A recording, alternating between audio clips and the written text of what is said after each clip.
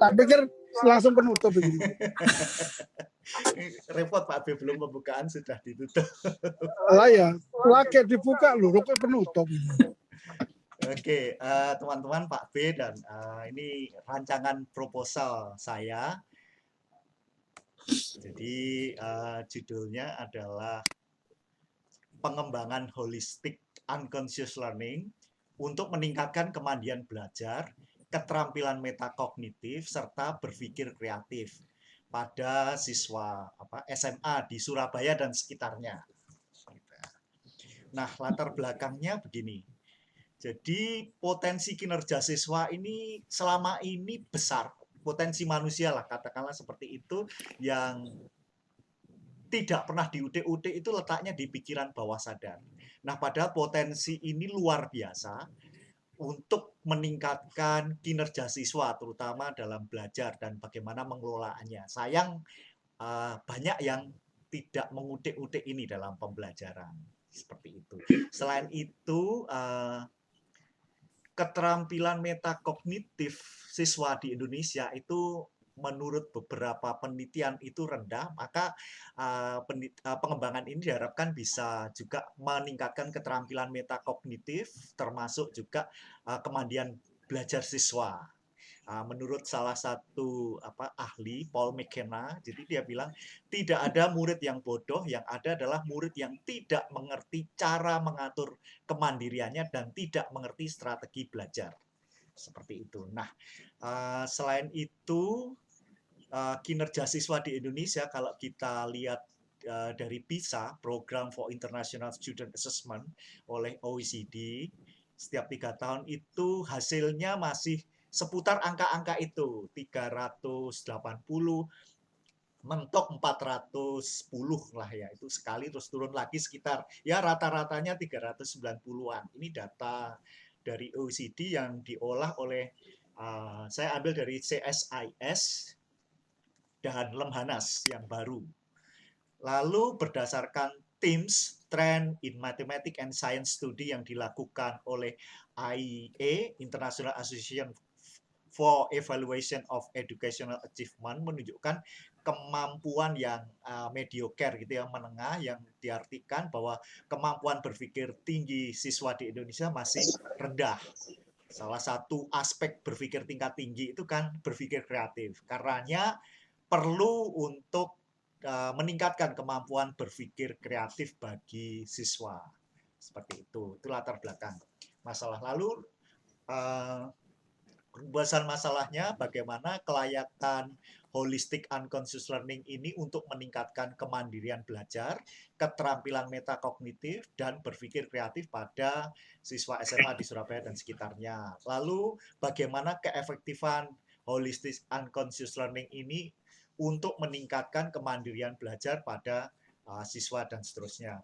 Lalu bagaimana keefektifan pengembangan ini untuk keterampilan metakognitif, dan terakhir untuk berpikir kritis.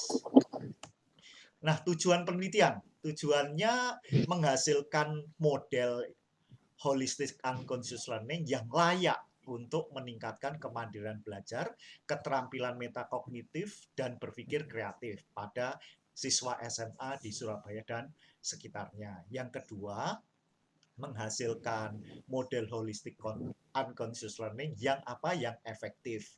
Ya, 2, 3, 4 tuh efektif terhadap dependent variabelnya, seperti itu. Lalu manfaat penelitian ada 3. Saya lihat manfaat teoritis supaya model ini holistic unconscious learning ini bisa memberikan sumbangan kreasi penelitian yang saya lihat mungkin sebagai aspek kebaruan dalam penelitian ini, dan mudah-mudahan bisa dipatenkan. Termasuk itu berguna untuk institusi, katanya kalau patennya banyak lebih bagus gitu. Yang ketiga, manfaat bagi pendidik dan siswa. Holistic unconscious learning ini bisa bermanfaat bagi siswa maupun pendidik gitu ya. Untuk apa? Untuk efektivitas belajar, mengatasi kejenuhan belajar tradisional, terutama membaca yang bertele-tele, diharapkan melalui model ini, karena ada aspeknya membaca. belajar menjadi jauh lebih mudah, jauh lebih banyak, jauh lebih cepat dibandingkan model belajar yang konvensional. Ini kan esensinya TP itu, saya menyitir Pak B itu kan bagaimana membuat lebih mudah, belajar lebih mudah, lebih banyak, lebih efektif, lebih cepat, dan sebagainya. Lalu diupayakan model ini menjadi sangat mudah dan menyenangkan bagi siswa. Orang kalau senang itu kan jadi suka belajarnya, seperti itu. Lalu spesifikasi produknya, komponen produknya ada 3, yaitu buku model, unconscious learning, lalu sumber belajarnya, lalu rencana pembelajaran harian. Karena ini diajarkan untuk pelajaran apa saja, oke, cuma diajarkan dalam waktu 1, 2, 3 hari, maksimal 5 hari. Spesifikasinya kalau buku modelnya tadi ada berupa uraian konseptual, uraian prosedurnya, dan sintak holistic unconscious learning itu bagaimana.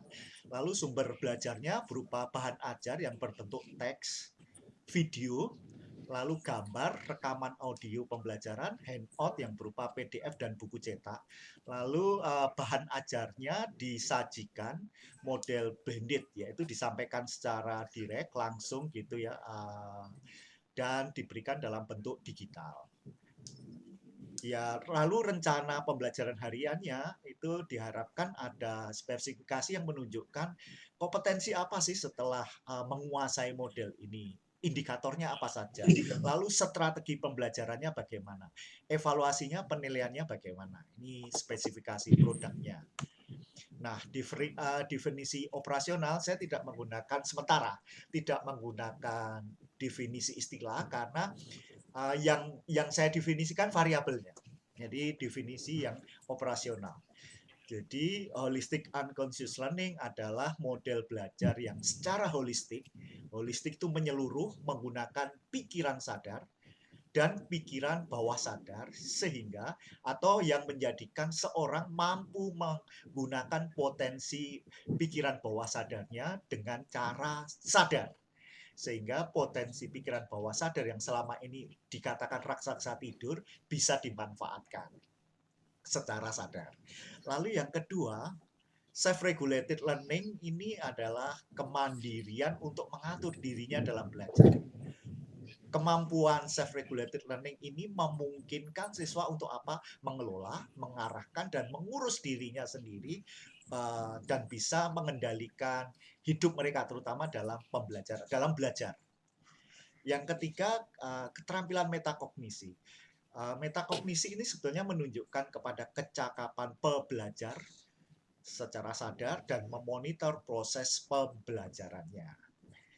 Lalu yang keempat, kemampuan berpikir kreatif sebagai kemampuan umum untuk menciptakan sesuatu yang baru, kemampuan untuk memberikan gagasan baru yang dapat diterapkan dengan pemecahan masalah, atau sebagai kemampuan untuk melihat hubungan-hubungan baru serta unsur-unsur yang sudah ada sebelumnya. Ini menurut Aris Menandar.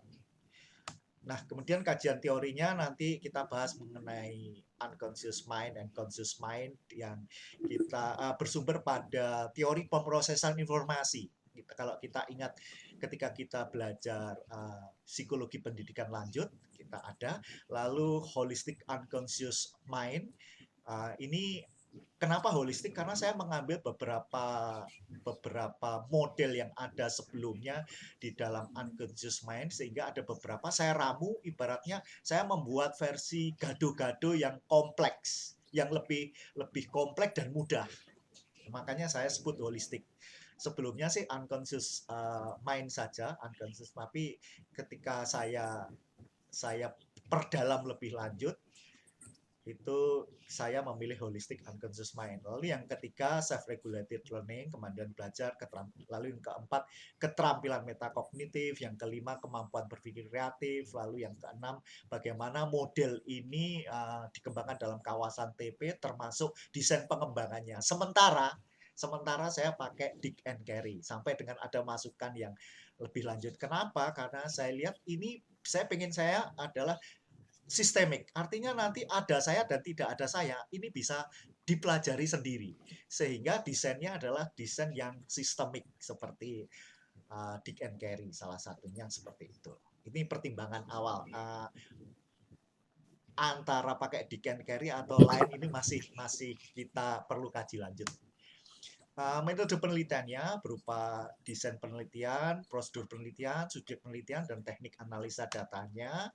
Desain penelitiannya penelitian ini merupakan penelitian pengembangan yang tujuan utamanya mengembangkan dan mengkreasi. Pesannya asesor kemarin kan kalau bisa pengembangan level 4 adalah level create. Jadi unconscious learning untuk meningkatkan kemandirian belajar, keterampilan metakognitif, dan berpikir kreatif. Ini merupakan proses kreasi karena yang model holistik begini saya belum pernah lihat. Nggak tahu sudah ada atau belum, tapi saya belum pernah lihat, sehingga saya katakan ini di level kreasi seperti itu. Nah, komponen desainnya ada dan ada 2 gitu ya, komponen desain dan pelaksanaannya bagaimana, meliputi tujuan pembelajaran, yaitu secara umum bagaimana menguasai holistic unconscious learning, secara khusus mengajarkan kembali re-teaching gitu ya, holistic unconscious learning, karakteristik siswanya, prasyarat siswa SMA karena harus bisa membaca, dan kalau bisa punya smartphone. Kenapa? Karena untuk menyimpan beberapa materi belajarnya. Analisis pembelajarnya dibagi setiap topik menjadi 3 sesi minimal 2 jam, 1 kali sesi jeda 1 hari. Di antara waktu jeda itu bisa konsultasi dan diskusi dengan pelatihnya, seperti itu. Dan juga mempelajari sumber belajar yang tersimpan di smartphone. Strategi pembelajarannya disampaikan secara asinkroneus dan sinkroneus. Juga ada direct instruksional, pembelajaran langsung, memakai media audio recording supaya di rumah bisa dipelajari lagi, termasuk video recording. Dan ada teks pembelajarannya. Penilaian belajarnya diukur kecepatan belajarnya, pemahaman materi, kemampuan presentasi materi. Seperti itu. Lalu desain penelitiannya agar pengembangan ini lebih bisa dipertanggungjawabkan pakai Dick and Carry dalam lingkungan pendidikan sekolah, dan sebetulnya bisa juga di luar sekolah. Namun untuk supaya ini selesai kita batasi di sekolah, di SMA gitu. Model Dick and Carry karakteristiknya ABCD ini teman-teman sudah tahu, saya ambil dari Prof. Ponaji yang lebih ringkas, singkat, gampang. Prosedur penelitiannya di and Carry 10 tahap ini saya skip karena teman-teman sudah tahu. Lalu subjek penelitiannya, lokasi dan sumber datanya, subjek penelitiannya di siswa SMA, lalu ada ahli pembelajaran untuk memvalidasi materi kita, ahli psikologi pendidikan, dan ahli materi untuk menilai materi kita. Lalu dalam Dick and Carry uji coba tahapan evaluasi formatif bisa untuk mengetahui kelayakan metode bukan hypnotic blitz reading, unconscious learning tadi, karena ini masih ada hypnotic blitz reading, nanti adalah bagian salah satu komponen dalam holistic unconscious learning tadi. Salah satunya ada holistic blitz reading, makanya ini belum dihapus. Yang satu, perlu melakukan validasi dengan melakukan review ketepatan isi materi oleh ahli teknologi pendidikan, kompetensi S3, ahli psikologi pembelajaran juga, lalu validasi ahli media untuk review media pembelajarannya. Lalu teknik analisa data, pertama data ada deskriptif untuk mengetahui prosentase untuk kelayakannya, lalu keefektifannya ada uji T, sebelumnya sampelnya kita lihat uji homogenitasnya, lalu ada juga kita presentasikan data kualitatif, karena data kuantitatif saja mungkin akan lebih baik jika dilengkapi data kualitatif sehingga bisa menggambarkan yang kita teliti ini lebih jelas. Tapi bukan mixed method ya. Lalu menghitung kelayakannya dengan rumus yang seperti ini secara teknis yang kita perlu dalami lagi kalau ada masukan. Saya skip, termasuk analisa datanya, rumus-rumusnya seperti ini. Ini, lalu hasil analisa data. Hasil analisa data kita harapkan bisa melihat penilaian para ahli maupun validitas dari model ini. Bagaimana? Ini apakah modelnya layak dan bagus jika prosentasenya 81 sampai 100%. Dan juga ada kita lihat aspek saran maupun penilaian kualitatif dari ahli. Keefektifannya juga dilihat dari hasil post-test lebih tinggi dari post-test. Pre-test, maka produk ini dikatakan efektif. Efektif dalam apa? Variabel dependennya tadi. Seperti itu. Kalau belum efektif ya direvisi. Lalu penutup. Tahap akhir dari kegiatan penelitian ini adalah penelitian pengembangan. Dalam proposal ini kita nggak bahas mengenai sampai laporan penelitian R&D-nya, karena baru tahap awal. Dan saya yakin pembelajaran yang baik adalah pembelajaran yang membuat pembelajar menyukai dan menikmati pembelajaran untuk meningkatkan kinerja belajar. Harapan saya produk ini, pengembangan ini bisa meningkatkan minat belajar terutama dan efektivitas kinerja belajar dari siswa di Indonesia kalau nanti luas. Terima kasih. Terakhir, non skoli sed vitae decimus, satu semboyan yang bagus kita ingat, kita belajar bukan semata untuk sekolah, melainkan untuk kehidupan. Matur nuwun. Oke, sip. Silahkan. Monggo teman-teman masukkan dulu. Kayak aku mau kayak masukan sih terus kocok-kocok gak belum ngomong. Iya, Pak B. Duluan. Ayo teman-teman, kasih masukan. Saya Pak B. Silahkan.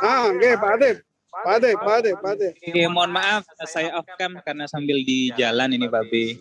Oke, yang pertama Pak Yus, melihat subjeknya tadi kan siswa SMA Surabaya dan sekitarnya begitu ya. Itu mungkin perlu dikristalkan kembali karena masalah di satu SMA dengan SMA yang lain bisa jadi keperluannya berbeda. Ya, misalkan contoh saja bisa jadi di Unitomo misalkan tidak diperlukan pengembangan itu, tapi ternyata di kampus lain diperlukan gitu. Karena menurut saya hal ini menjadi pijakan penting di latar belakang Pak Yus. Ya, karena pijakan pentingnya masalahnya itu bukan, kalau bisa jangan hanya masalah general yang ada di Indonesia, tapi lebih bertitik tumpu kepada masalah yang ada di lembaga itu, di subjek penelitian yang Pak Yus teliti. Kalaupun ditambahi dengan masalah yang general yang ada di Indonesia juga nggak apa-apa. Tapi menurut saya latar yang menjadi masalah itu lebih kepada di mana penelitian ini dilaksanakan. Pijakannya itu yang mungkin menjadi pijakan pertama Pak Yus. Jadi mungkin ditentukan dulu apakah memang benar di tempat siswa SMA itu memang dibutuhkan pengembangan unconscious ini gitu ya. Jadi itu yang menjadi saran saya yang pertama Pak Yus. Yang kedua, ini kan unconscious itu ketika kita membahas seamless learning itu lebih kepada lingkungan belajar ya Pak Yus.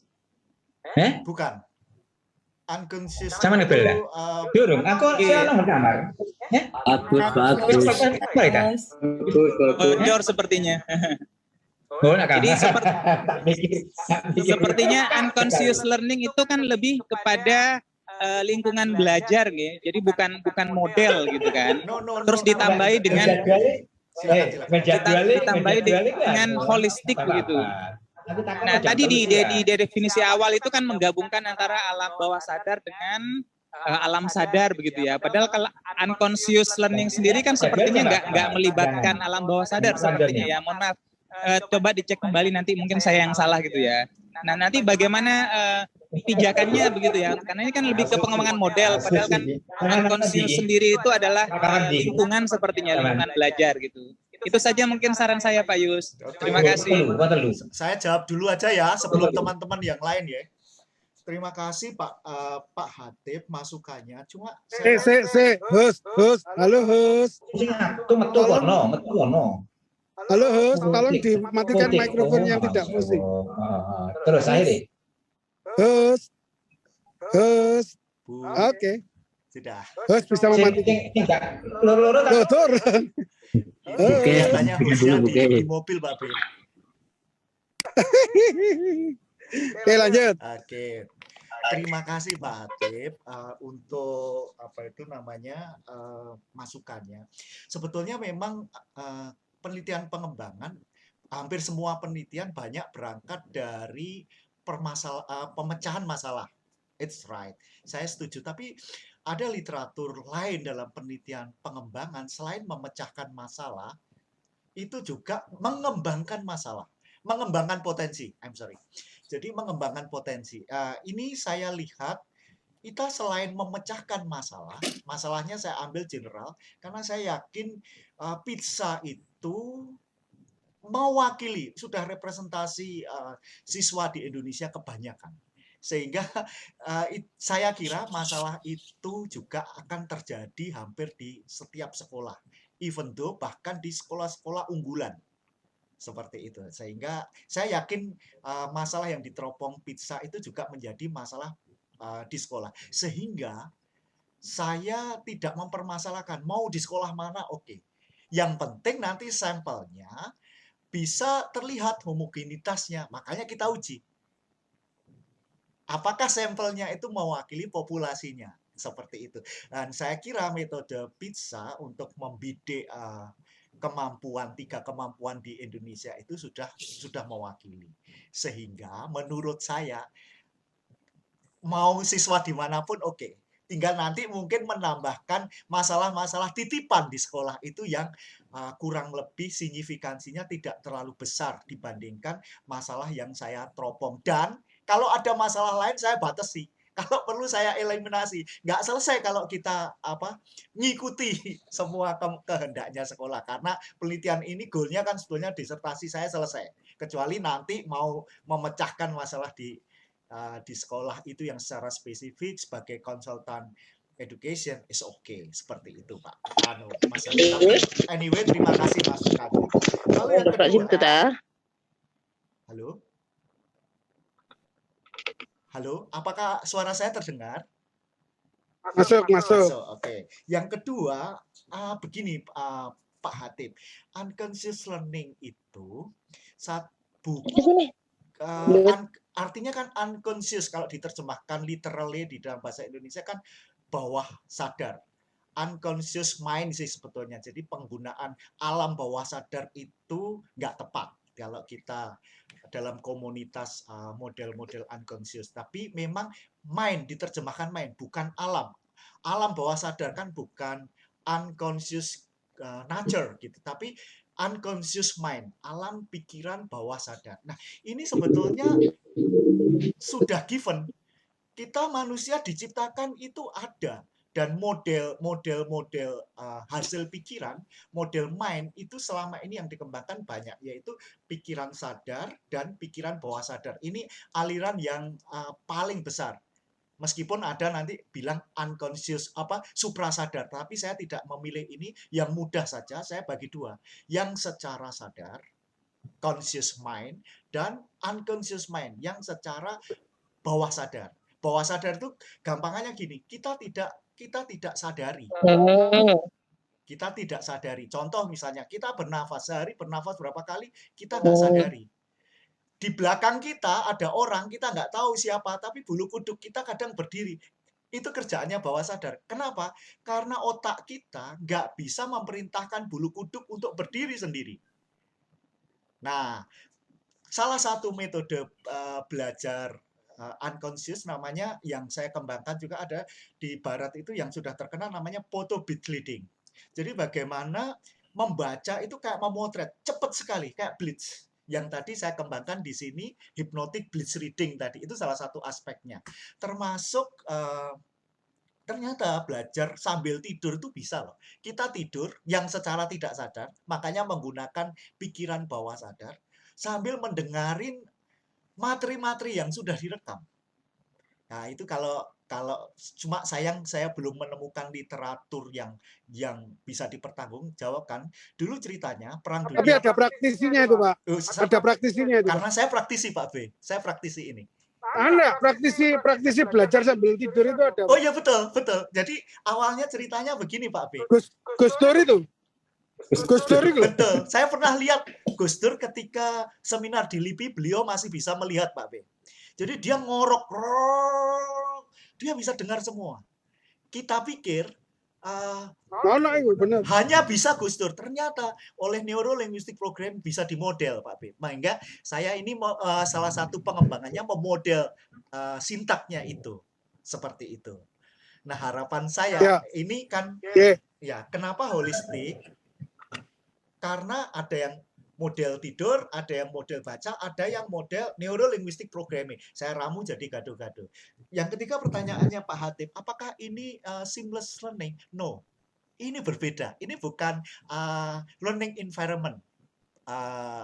Pak Hatip, bahkan unconscious learning ini tidak ada komponen. Kalau pendidikan cek di 10 seamless learning itu nggak ada. Seperti karena ini memang model yang lain. Seperti ini. Ini sebetulnya proses kalau teori belajar yang grand-nya itu teori belajar kognitif. Meskipun behaviorisnya juga ada. Kenapa? Refleks-refleks yang di Pavlov itu sebetulnya kerjaan unconscious. Kalau kita pelajari dalam David Sosa gitu ya. Itu. Tapi anyway, terima kasih masukannya. Saya sebetulnya mengharapkan Pak Atif nanti memberikan masukan statistiknya yang saya lemah banget. Matur nuwun. Sedikit lagi Pak B, mungkin perlu dicek Pak Yus antara self-regulated learning dengan kemandirian belajar. Kok sepertinya dua hal yang berbeda meskipun mirip ya Pak Yus. Oh gitu ya. Terus berikutnya lagi tadi uji homogenitas dan normalitas itu perlu ada urutan, itu kan uji syarat saja Pak Yus. Iya. Jadi sebelum uji statistik T itu ada uji klasik namanya uji prasyarat, yaitu normalitas dulu baru homogenitas gitu Pak Yus. Jadi nggak boleh dibolak-balik urutannya. Itu saja masukan saya. Itu terima kasih sekali. Nanti masukan ini akan saya tagih ketika saya garap Pak Atip. Tolong nanti sebelum saya maju-maju, saya konsultasi penjaringan statistiknya diajarin ya. Insya Allah siap. Itu yang terus terang saya tidak menguasai, belum menguasai. Mudah-mudahan nanti bisa menguasai. Terima kasih. Itu gunanya teman, Pak. Itu gunanya teman siap. itu. Siap Pak Abi. Ini teman-teman gimana? Saya kemandirian belajar. Sementara ini saya melihat kemandirian belajar itu dari self-regulated learning. Seperti itu. Tapi Pak Hatip melihat ada perbedaan, minta dicek lagi. Mungkin teman-teman bisa memberikan masukan, mungkin Pak B juga. Karena di benak saya kalau memang berbeda. Sedikit. Nyun saya Pak B sebelum kalau memang berbeda saya nanti pengen pakai bahasa Inggrisnya aja, dan di definisi operasional yang saya maksud itu gitu aja. Oke. Sedikit yang saya tahu tentang kemandirian belajar. Ada dua kutub Pak yang menjelaskan itu. Yang pertama self-regulated learning atau autonomous learning. Autonomous learning itu sebuah navigasi yang berasal dari kondisi yang internal. Sementara self-regulated itu masih ada intervensi dari eksternal condition. Betul. Itu ada dua, autonomous learning atau self-regulated learning. Monggo panjenengan cari nanti. Nyun jawab, kalau autonomous learning ini gifted atau hasil pembelajaran? Gifted. Oke, kalau begitu yang saya maksud berarti self-regulated learning, karena pengembangan saya ini akan membantu siswa baik secara sadar maupun bawah sadar untuk bisa mengatur dirinya lebih baik. Monggo nanti di perdalam lagi ya, perbedaan antara autonomous dan self. Siap. Kalau yang saya kuncinya gifted tadi apa tidak? Matur nuwun. Pak Hatip, selain normalitas dan homogenitas, apakah Bapak ada sumbangan tentang uji linearitas, Bapak? Oke Bapak, kalau ujinya adalah uji uji T yang berkaitan dengan komparmin atau independent sample test atau cukup before after, itu uji prasyaratnya hanya normalitas dan homogenitas, Bapak. Kalau misalkan ujinya uji regresi, uji korelasi, itu baru ada uji prasyaratnya, ada linearitas, ada autokorelasi dan sebagainya. Lebih banyak uji prasyaratnya, Bapak. Ya, kalau ada korelasi interkorelasi, kalau diperlukan interkorelasi, baru diperlukan uji prasyarat yang lebih kompleks tadi. Kalau hanya korelasi sederhana, maka hanya ada dua, yaitu normalitas dan homogenitas. Setuju, saya? Ya, saya yang sederhana, Pak B, karena fokusnya pengembangannya. Loh, enggak. Nanti Bapak kan menguji 3 komponen tadi. Betul.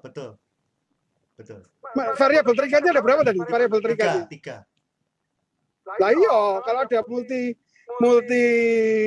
variabel seperti itu, mungkin Bapak memerlukan uji persyaratan yang lebih luas. Apalagi Bapak mengatakan SMA sak Surabaya. Maka saya tambahi maka tak tambahi ono uji linearitas itu. Oh gitu. Siap. Siap, nggih. Monggo teman-teman lain. Uji linearitas. Sampun? Kalau tidak saya ingin Pak B. Oh, monggo. Iya. Pak Yus, untuk yang spesifikasi produk bisa ditayangkan spesifikasi produk. Saya mau konfirmasi, Pak Yus. Ini Pak Kurnia sudah kelihatan. Untuk yang mengembangkan model itu tentu nanti model pembelajaran terutama itu nanti tentu ada sintak yang akan ditawarkan, bahwa sintak tersebut akan mengantarkan untuk diuji model ini. Jadi minta penjelasan sedikit saja sintaknya seperti apa. Kemudian di sumber belajar ini Pak Yus, yang nomor 1 bahan belajar yang berbentuk teks video. Teks video itu yang seperti apa, Pak Yus? Berbentuk teks dan video. Hanya ini, Pak Yus. Teks dan video. Saya kok menduga. Terus pundi Pak B? Saya kok menduga Pak Yus tidak dapat menjawab pertanyaan pertama. Bisa, Pak D. Kenapa tidak? Loh, kalau bisa berarti kan nggak perlu pengembangan lagi. Ini kan baru sintaknya, Pak B. Nah, pengembangan itu kan proses menemukan sintak. Ya, di otak saya ini sudah ada itunya, Pak B. Cuma belum diuji. Pak B. Pengembangan itu adalah proses menemukan. Ya. Kalau Bapak sekarang ditanya temuanin ini loh, berarti nggak usah pengembangan harus ditemukan. Loh, ini kan masih di angan-angan, Pak B. Ya, gini loh Bapak, teman-teman, pengembangan itu apa sih? Pengembangan itu upaya memspesifikasi produk. Ketika Bapak ditanya produknya mana, berarti Bapak sudah jadi pengembangan. Oh, ini produknya kalau Bapak ditanya jadi, teori, kalau Bapak ditanya teorinya apa, bisa menjelaskan teorinya. Tapi kalau Bapak ditanya produknya mana, Bapak tidak akan bisa menjawab produk itu. Belum jadi. Karena nanti bisa jadi ada revisi 1, revisi 2, revisi 3. Yang di otak-otak sintaknya pasti. Yang namanya pengembangan itu sekarang, contoh ini loh Pak, contoh sederhana itu pengembangan itu. Saiki di musim hujan, saya ingin menemukan alat transportasi yang tidak kena banjir, aman tapi mudah dijangkau. Kayak apa barangnya? Saya nggak ngerti. Yang penting nek kena banjir gak teles, nek dhuwur nek munggah gak keduren, barangnya kayak apa? Ya terus ngerti. Kok tak ciptakno, tak uji coba, cocok enggak? Gak cocok revisi. Dandani mana, gak cocok diuji coba lagi kelayakannya, masih belum layak diuji coba lagi. Jadi sebuah produk penelitian model pengembangan ketika ditanya sintaknya ini dijebak dengan Pak Kurnia. Oh gitu. Gak kira seperti tadi. Kalau imajinasi tentang sintaknya sementara nggak boleh Pak. Karena kan kalau nggak ada di otak kita nggak bisa. Tapi yang Bapak bisa jelaskan kuat adalah teorinya.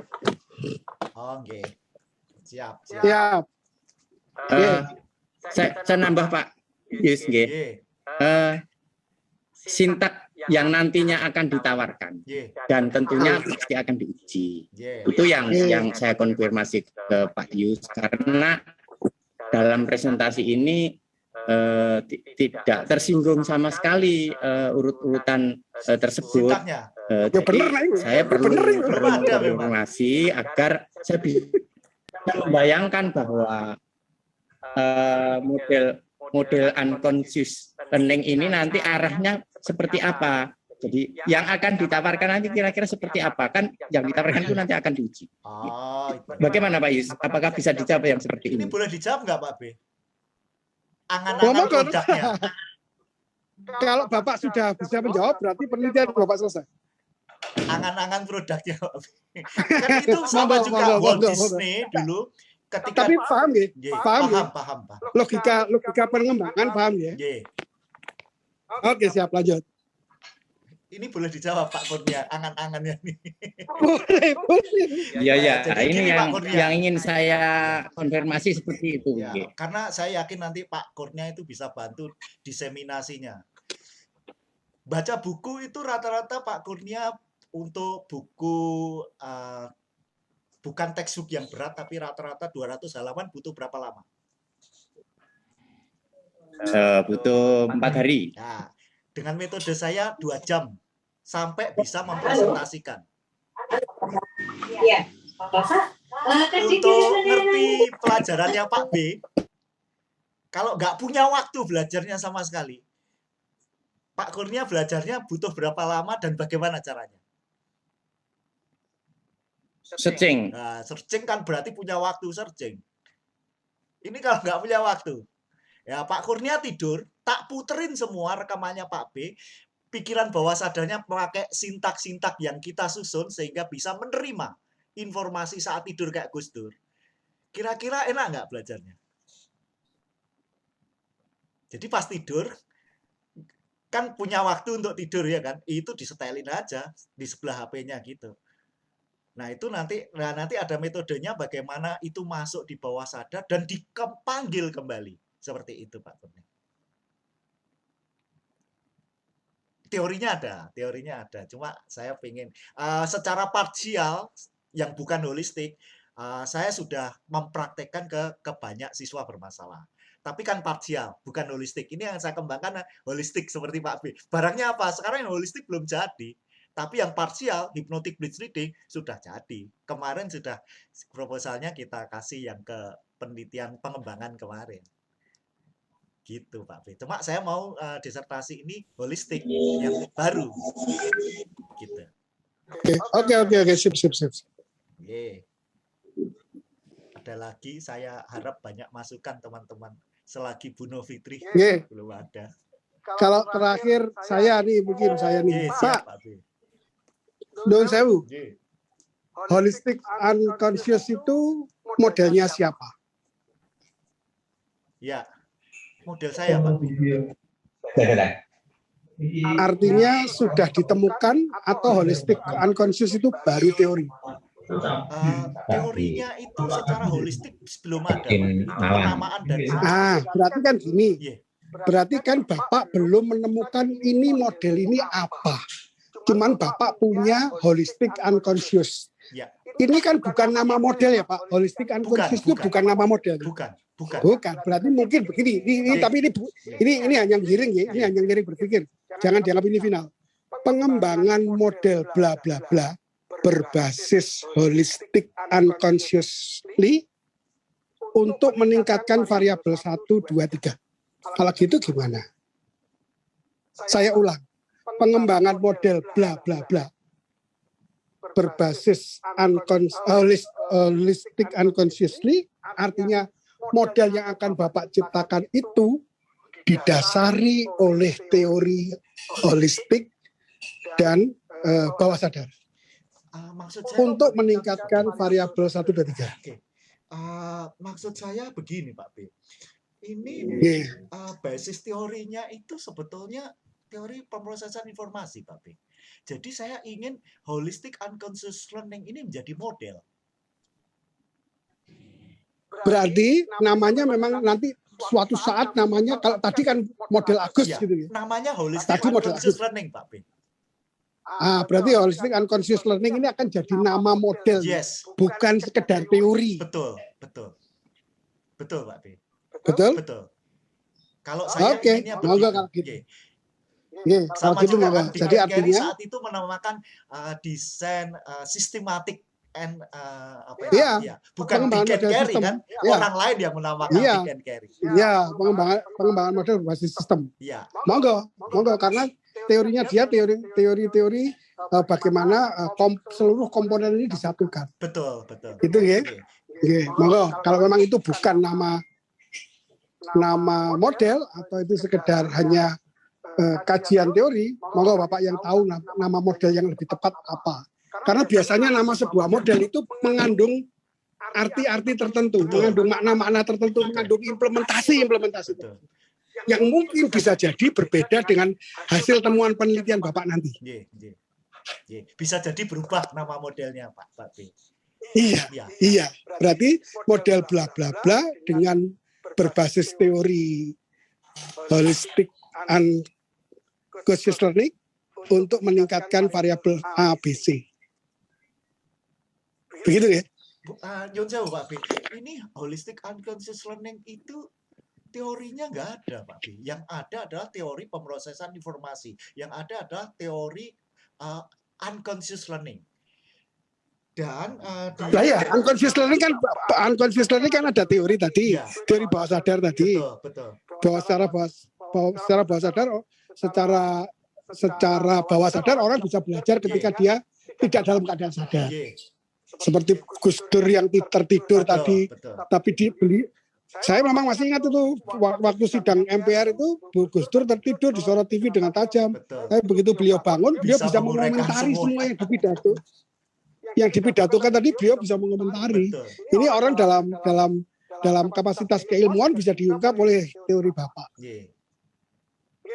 Ye.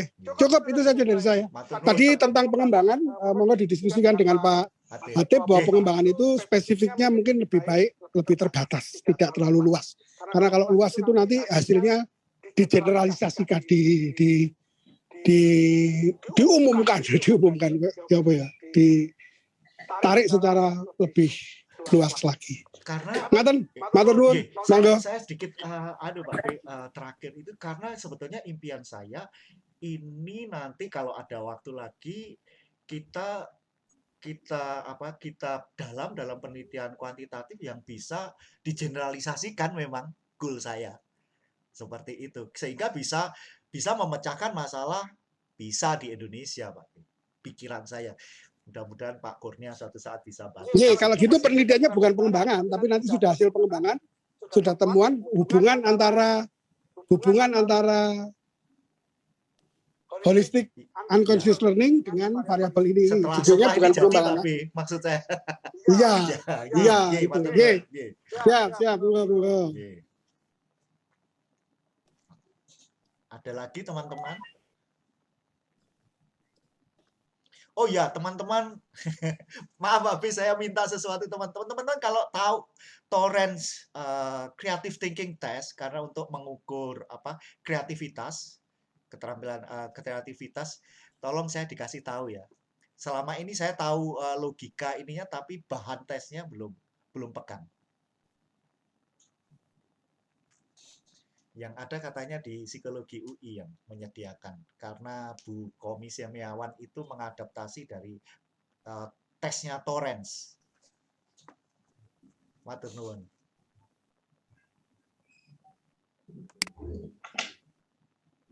Bu Presiden ada komentar?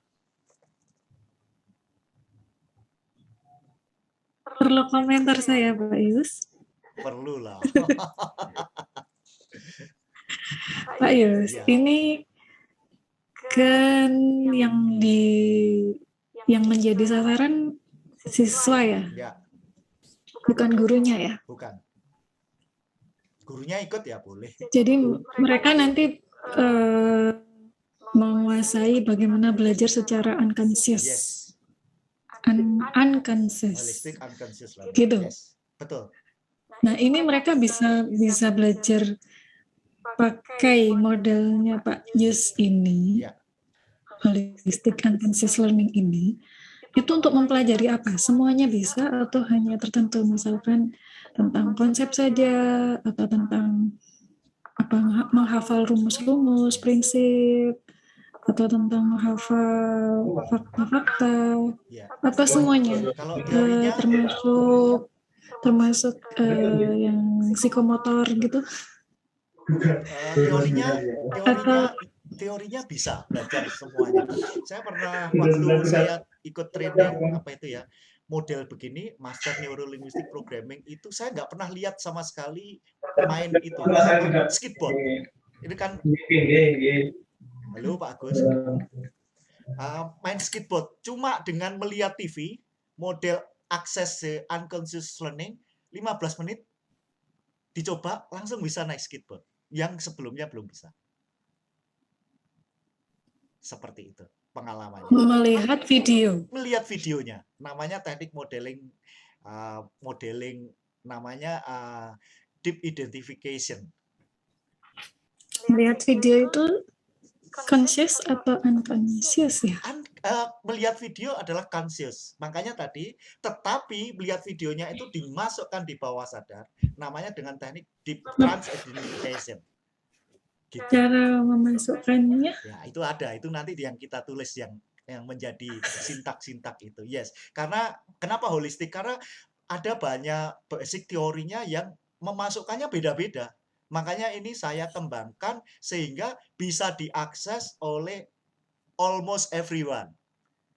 Oke, yang tadi berkaitan sama pertanyaan pertama saya, yang memasukkan diri sendiri atau dibantu oleh diri sendiri. Kita makanya sediakan sistem sehingga seseorang yang belajar dengan teknik ini dia bisa masuk sendiri ke unconscious-nya.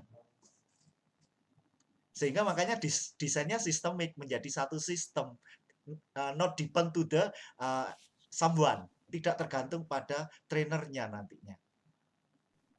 Gitu, Bugis.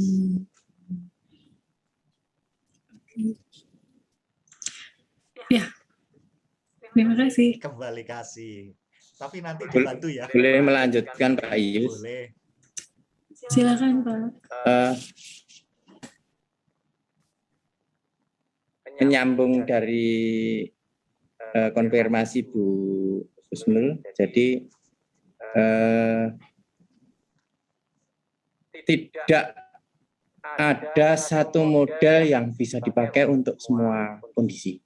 Jadi ini panduan untuk siapa saja yang nanti akan mengadopsi model dari Pak Yus.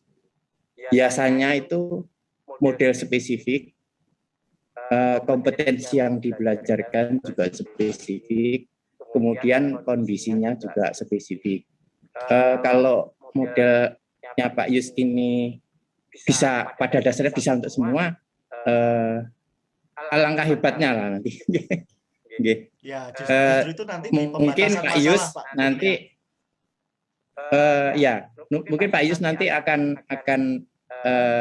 menghadapi istilahnya persoalan besar ketika diuji oleh penguji. Jadi sarannya saya Pak Yus ya, jadi nanti modelnya Pak Yus ini spesifik, kemudian kompetensi yang dibelajarkan juga spesifik, dan tentu mensyaratkan kondisi khusus dan spesifik. Seperti itu Pak Yus. Tepatnya seperti apa Pak Kurnia yang dimaksud misalnya? Ketika penjaringan mengusahakan itu di benak Pak Kurnia, kalau dengan modelnya ini bagaimana?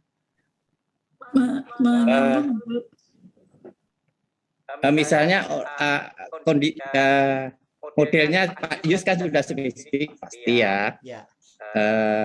Kompetensinya untuk kompetensi yang tadi disebutkan Bu Husnul, misalnya konsep atau menghafal rumus atau apa kondisinya, misalnya orang yang susah konsentrasi, siswa yang susah konsentrasi, yang susah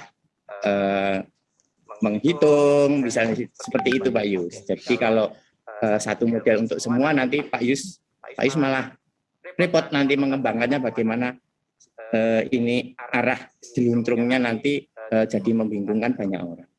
Ya, saya setuju.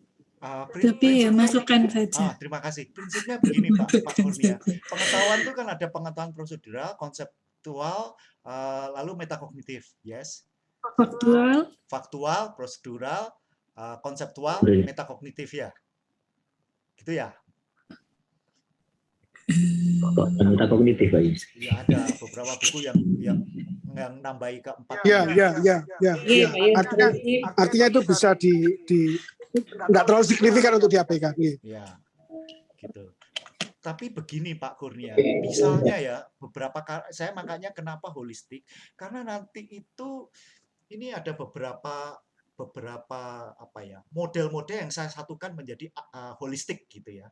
Ada hypnotic bliss reading, ada learning unconscious learning, hearing unconscious learning, ada neurolinguistic programmingnya. Jadi misalnya orang yang nggak punya kemandirian, dia pakai metode beberapa NLP, pakai dia, wah lebih mandiri harusnya, tesnya seperti itu.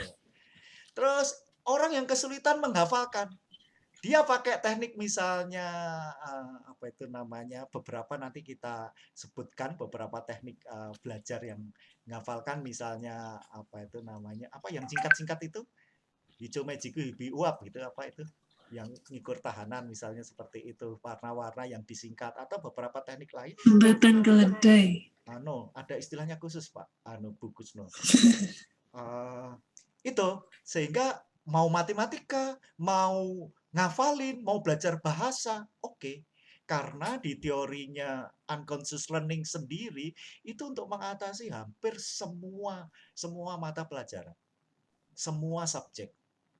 Seperti itu. Cuma memang penelitian ini saya nggak tahu mau membatasi apa tidak. Karena saya itu tidak ahli, misalnya IPA harus belajar IPA nanti terlalu lama. Gitu. Prinsipnya yang di model pengetahuan ada konseptual, faktual, prosedural, enough bagi saya. Artinya pengetahuan yang mengandung itu bisa dipelajari lebih efektif, lebih cepat, lebih mudah dengan model itu. Itu loh Pak Kurnia. Sehingga nanti nggak tergantung mau semester ini ada pelajaran ini, nggak tergantung. Dan kenapa SMA? Karena torrent tes kreativitas itu membatasi usianya 19 tahun. Untuk mahasiswa ngukurnya daripada buat instrumen sendiri rumit juga. Sudah kita pakai yang ada aja. Itu. Terima kasih masukannya. Tapi saya suka masukannya ini kan seolah-olah ujian gitu kan. Tapi jawabannya saya seperti ini. Matur nuwun. Ada lagi? Pak B mungkin, Pak B. Bu Citra ini. Saya nambah Pak Yus nggih. Siap. Nanti. Halo. Ya, boleh. Ya, Pak Kurnia, silakan Pak Kurnia. Seperti timbul tenggelam internet saya. Jadi kalau grand teori yang dipakai nanti oleh Pak Yus itu pemrosesan informasi untuk menyelesaikan seluruh persoalan belajar, tentunya teorinya Pak Yus juga harus ditambah. Oh banyak, teorinya bukan tadi kan dasar ini. teori ada Pak Kurnia, ada urutan macam-macam. Iya. Seperti itu. Cuma saya beberapa mengembangkan dari modelnya teori pemrosesan informasi, dia kan ada urut sintaknya kan dia satu itu ya, mulai dari ingatan yang sementara sampai jangka panjang. Ada beberapa yang kita balik masuknya dengan model itu, tapi teori ini memang berdasarkan grand teorinya itu, sistem pemrosesan information. Saya mau tanya ke teman-teman sih sebetulnya untuk memberi masukan untuk variabel terikatnya, kalau boleh. Kan kita tujuannya diskusi, nggih Pak Bing. Jadi saya kalau untuk kreativitasnya, benak saya ngukurnya pakai tes kreativitas, Torrance itu. Tapi untuk metakognitif, keterampilan metakognitif dan self-regulated learning-nya di benak saya itu pakai angket, jadi bukan tes. Kira-kira menurut teman-teman bagaimana?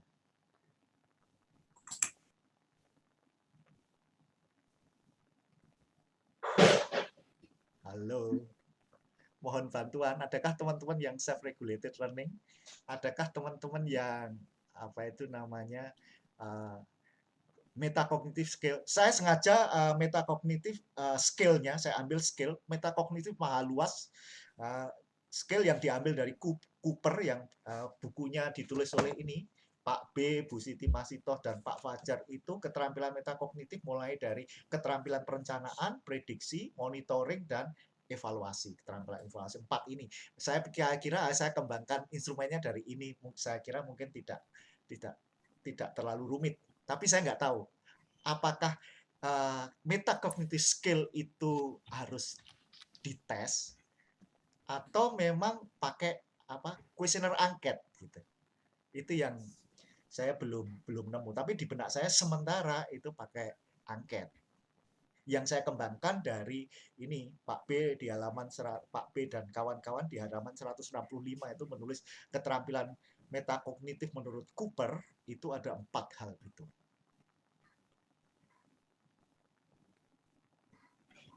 Halo. Bu Citra, masuk-masukkan Bu Citra.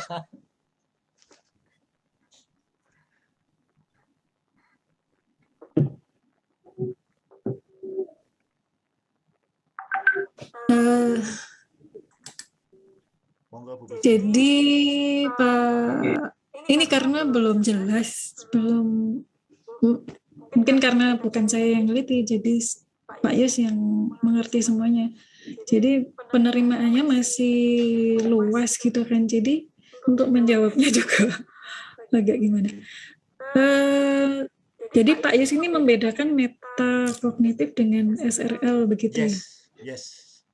Karena sepertinya teman-teman juga ada yang ikut webinar nih, ada bahwa meta itu bagian dari SRL atau kebalikannya. Kalau nggak salah Pak Hatip juga ikut. Pak Hatip tadi juga menanyakan ini. Mungkin juga Pak Hatip mendengar dari webinar waktu itu, Bu Profesor siapa gitu. Karena ini sebenarnya satu, SRL dan metakognitif ini. Kalau nggak salah metakognitif ini bagian dari self-regulated learning. Jadi nanti saya carikan YouTube-nya ada kok.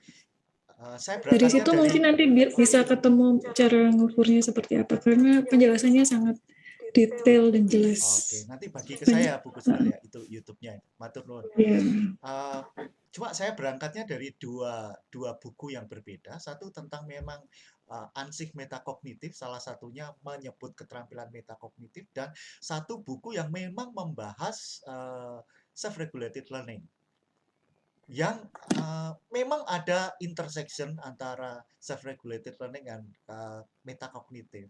Tapi menurut saya, ini saya mau bedakan yang aspeknya langsung ditembak oleh model ini. Gitu. Di benak saya. Cuma terima kasih masukannya. Saya butuh penjelasan dari Profesor itu, Bu Kusnul. Matur nuwun. Bagaimana teman-teman yang SLR? Halo. Bu Novitri ada mboten nggih? Bu Novitri belum bergabung, Pak. Oh ya sudah, waktunya bisa dihabiskan di sini. Matur nuwun, Pak. Berarti yang belum tampil tinggal Bu Novitri saja ya? Betul. Bu Novitri. Kalau gitu Bu Novitri terakhir nanti nggak bisa offline itu. Harus nggak bisa online, harus offline dengan gimana gitu teman-teman. Wah, sangat setuju. Itu yang kan penutupan. Minggu depan ya Bapak. Insya Allah. Bapak bersedia luring? Kak Wani. Teman-teman luring saja, saya tak daring dari. Oh gitu, baik. Oke. Kenapa Bu Kusnul? Ini yang waktu itu SRL sama Meta itu waktu kita diskusi. Yang pernah saya ikuti di webinar yang diadakan UT itu dikatakan mungkin begini, ada sekilas intinya ya, self-regulated learner are metacognitively, jadi termasuk di dalamnya adalah metakognitif, motivationally, motivasi ya, and behaviorally active partisipan, gitulah intinya. Itu menurut Zimmerman tahun 89 istilah itu. Jadi katanya sih SRL itu di dalamnya juga meliputi metakognitif, motivasional, dan sikap gitu ya, sikap aktif partisipan gitu. Nggak tahu lagi, mungkin nanti ada kajian lain. Seingat saya begitu. Oke. Baik. Saya sudah pernah baca itu betul. Jadi kan metakognitif dalam artian thinkingnya, keterampilan perencanaan dan mengatur diri itu bagian dari apa itu namanya self-regulated learning. Cuma saya ini mau membidik khusus untuk keterampilan metakognitif yang aspeknya cuma 4 tadi. Gitu. Self-regulated learning-nya adalah gimana sih orang bisa ngatur diri yang karena intervensi dari luar. Kan tadi kalau kita cermati uraian dari Pak B itu kan kemandirian itu kan ada 2. Ada autonomous learning-nya yang itu given dari lahir gitu ya, ya sudah ada, nggak usah belajar gitu kan, yang berjalan otomatis kalau saya lihat dari etimologi kata-katanya. Tapi self-regulated learning itu pengaturan diri yang memang dari hasil belajar gitu, yang aspeknya tentu saja metacognitive thinking, but not metacognitive skill. Itu mungkin yang perlu nanti kita pelajari lebih dalam. Anyway, terima kasih banget. Saya harap bisa dapat penjelasan. Tapi kalau yang Zimmerman tadi, itu definisi itu juga diuraikan di bukunya Pak B, Metakognitif dalam Teknologi Pendidikan. Itu diuraikan juga kalau yang dikatakan Pak Hatif tadi. Definisi itu ada juga. Gitu. Matur nuwun. Cuma ya butuh masukan gimana. Soalnya konsekuensinya Pak Yus. Gimana? Pak Yus, ini bisa dilaksanakan secara daring atau luring atau kedua-duanya, Pak Yus? Kan tadi sarannya Pak B, ya sarannya Pak B tadi mungkin kan dengan pendekatan ini gitu ya, karena holistik dan unconscious itu dua-duanya merupakan teori, bukan model yang akan dikembangkan gitu kan ya. Maksudnya kalau ini bisa dijalankan, misalkan tahun depan masih tetap misalkan pandemi, amit-amit ya kita nggak mau ya, misalkan bisa diawali dengan misalkan seperti tadi pengembangan model blended dengan pendekatan ini, ya mungkin begitu. Kalau misalkan bisa dijalankan secara luring ataupun daring, dan akan menjadi menarik misalkan bagaimana sih menjalankan holistic unconscious ini ketika dijalankan secara daring, itu menjadi sesuatu yang menarik saya kira. Mungkin itu masukan juga yang perlu dipertimbangkan Pak Yus. Masukan saja, bukan ingin menyuruh gitu ya. Mungkin menjadi menarik gitu kan. Yes. Gini Pak Hatif, pertanyaan pertama adalah ini bisa disampaikan secara langsung maupun daring, maupun blended itu bisa. Cuma saya nggak mau lebih luas lagi membahas masalah blendednya. Ini aja udah banyak. Apalagi ditambahkan sehingga blendednya itu hanya cara penyampaian yang saya tidak bahas dalam sebagai model, Pak Hatif. Itu. Karena nanti saya takut nggak selesai. Gitu loh. Ya, ini bisa. Gimana baiknya saya saja. Sudah ngajar ini beberapa aspeknya ya, belum yang holistik ya, yang dikembangkan. Tapi misalnya hypnotic bliss reading-nya, itu secara daring bisa. Gitu. Dan mestinya yang di benak saya sih semua bisa. Karena ini tidak harus engage apa itu namanya, engage harus touching, harus bersentuhan seperti itu. Dulu teori menghipnotis orang lewat dalam jaringan daring nggak bisa, sekarang bisa. Gitu.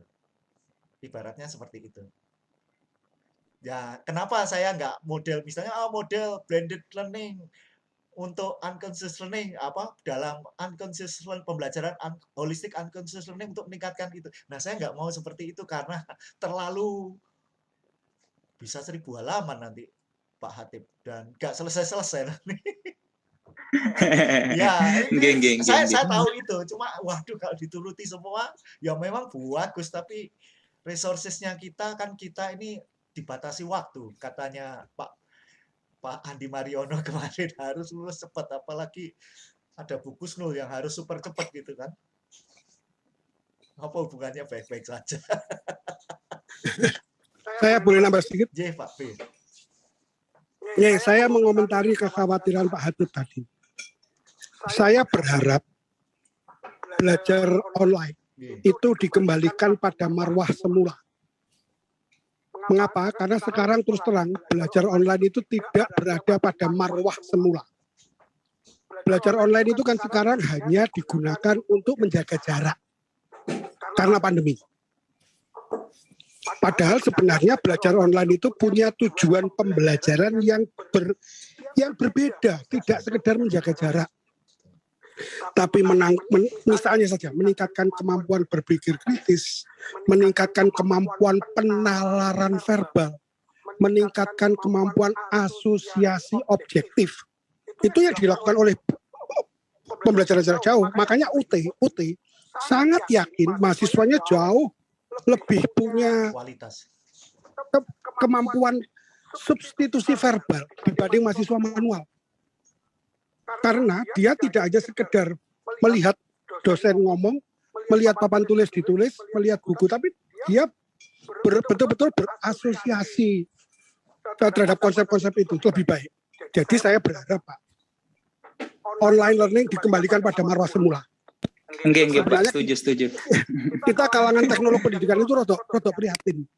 Karena apa yang menjadi andalan kita yaitu online learning hanya digunakan untuk menjaga jarak.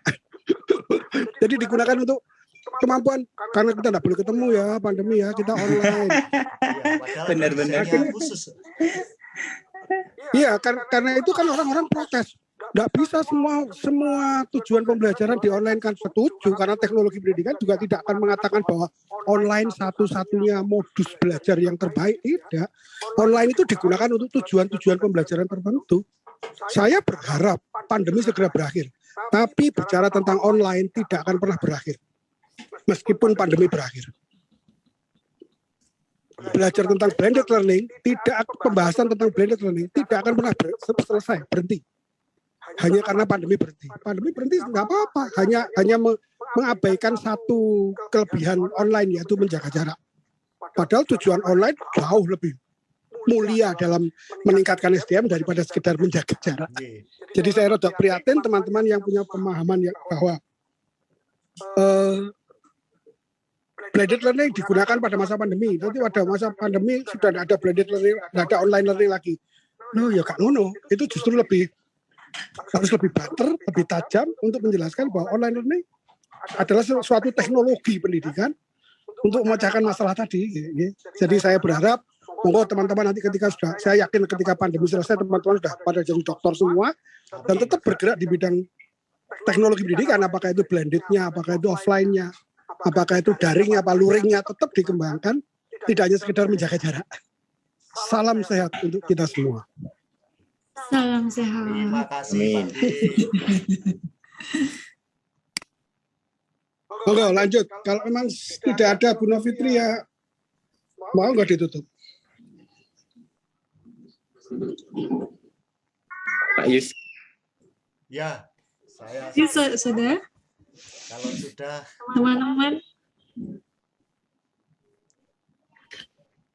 Teman-teman sudah. Cukup sampun. Ya? Baik, kita masih ada satu ya teman kita. Nanti gimana Pak B? Jadi yang tadi. Aku manut baik pokoknya semua tuntas. Tapi Pak B nggak mau luring. Ya. Siap. Baik. Ya. Jadi pertemuan hari ini bisa cukup selesai. Bisa kita akhiri. Terima kasih banyak Pak Bahtiar sudah semua masukan-masukannya. Terima kasih Pak B.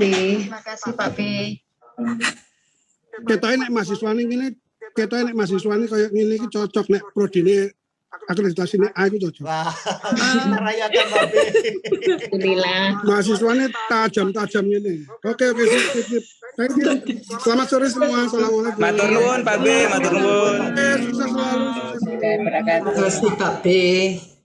Terima kasih. Sami-sami Bu Win, sami-sami sedaya. Ya. Bentar, rekaman saya hentikan dulu.